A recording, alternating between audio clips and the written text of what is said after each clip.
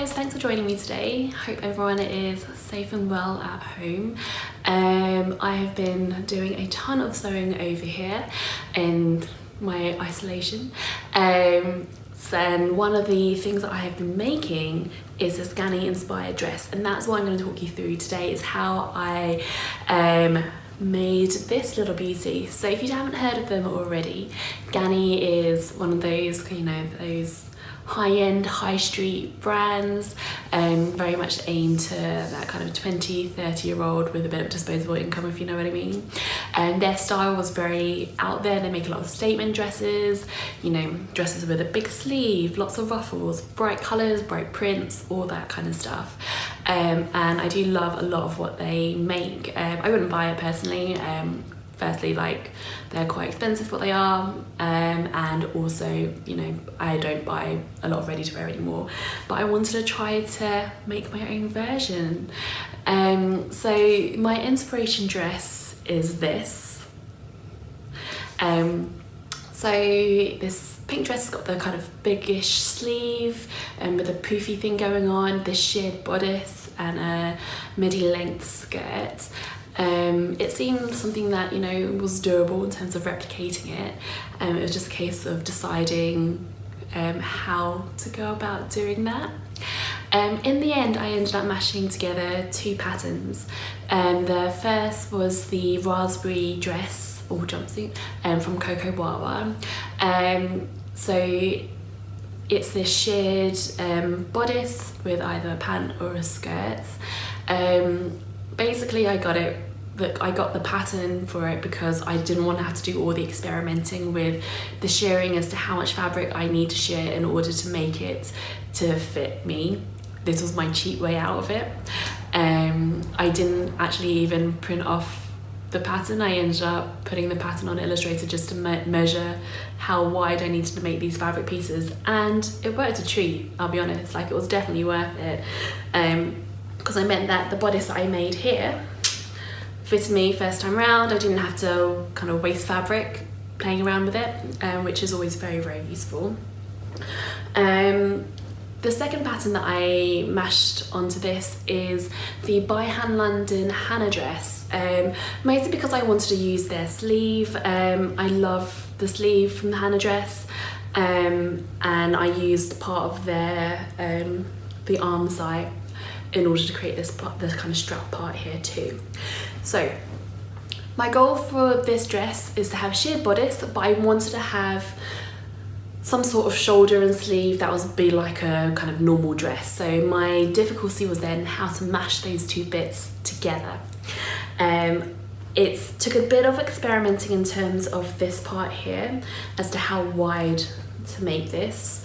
I ended up having this part from where the shoulder kind of stitch line is, and then it's about 2.25 inches wide there, and coming down quite wide, a little bit wider, close to 3 inches towards the bottom there. A lot of the sheared dresses that you see kind of have an elasticated poofy sleeve thing that's more attached right to the edge here. I wanted to make something that I knew would cover my bra straps. That was really important to me. So that's why I've added up this on here.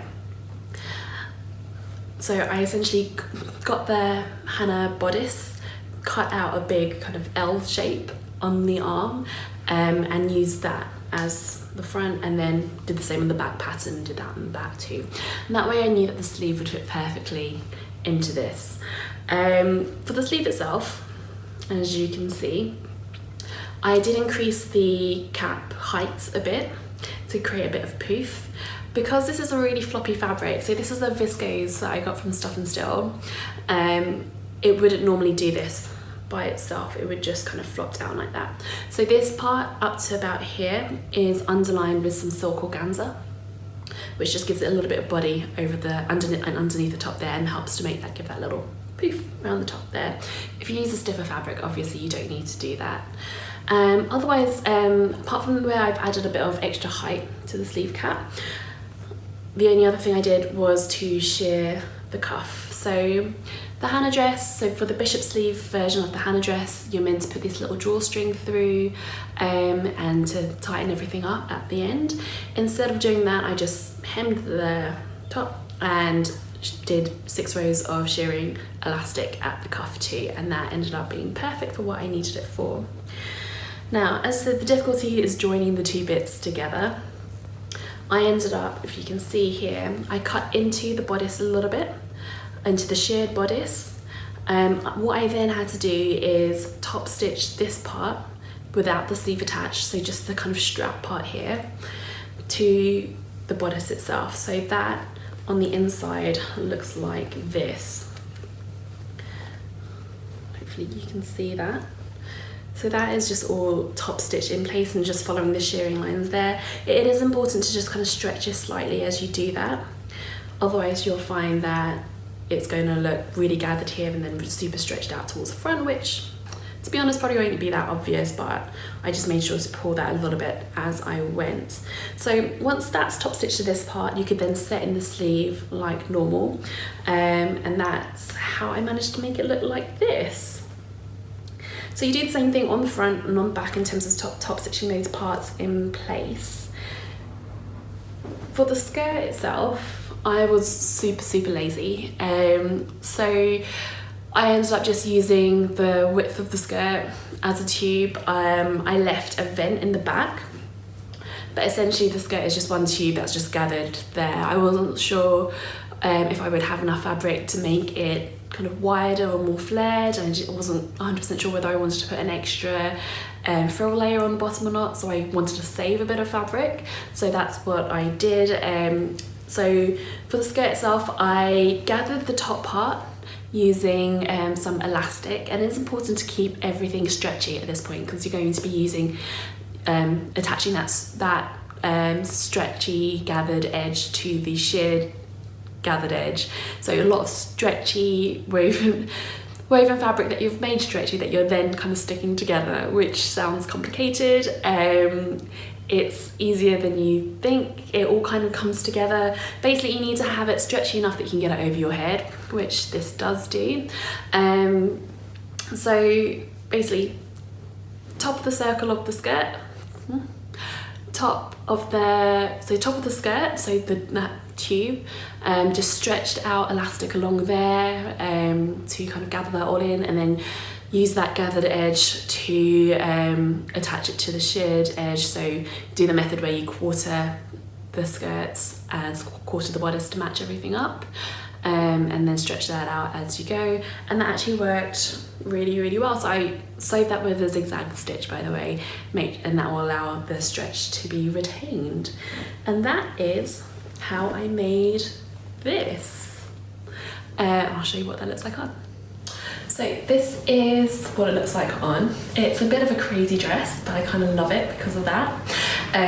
So you can see how the kind of straps fit here. It's got that bigger sleeve with cuffs here and that sheared bodice. Pretty much looks the same on the back as well. And I've just kept the skirt like really nice and simple too. Okay, so I did have some construction issues with this dress, namely in terms of getting the strap part in. The first lot I cut was just way too narrow, and the second lot I cut was way better. That's what I ended up with, but then I put it in wrong, which I didn't realise until like the very end, basically. So my left side, which you can see, absolutely fine, but my right side, I've actually accidentally put in front to back, which I didn't realise at the time. Basically, because I've lined these bits, so they're the exact same on the inside and outside. The left and right look exactly the same, front and back look exactly the same, and the bodice obviously looks exactly the same on the front and back too, so I was just like all over the place. It doesn't really affect the dress that much in terms of how it looks from far, if you're not going to really nitpick over anything. Obviously the fit's not quite right around the arm here, but to be honest, is anyone really going to notice? Probably not. Is it going to bother me enough to change it? Probably not. It might do. I might change my mind on that. It might get changed later on. But I may also just, you know, wear my hair like this and it will be absolutely fine. The other thing that I've done to this dress that I haven't mentioned already is the bra clip hack that I've added to it, and that is where you have a little strip of fabric and a someone press stud, and you kind of add that to the inside. I've added it in the shoulder seam here, and that just helps to hook onto your bra to keep the dress in place, and that's what it looks like on the inside here. So you can see that little clip here, and there's a little press stud under there, and so that just loops around your bra strap, and that just makes sure that this doesn't kind of slip off your shoulder.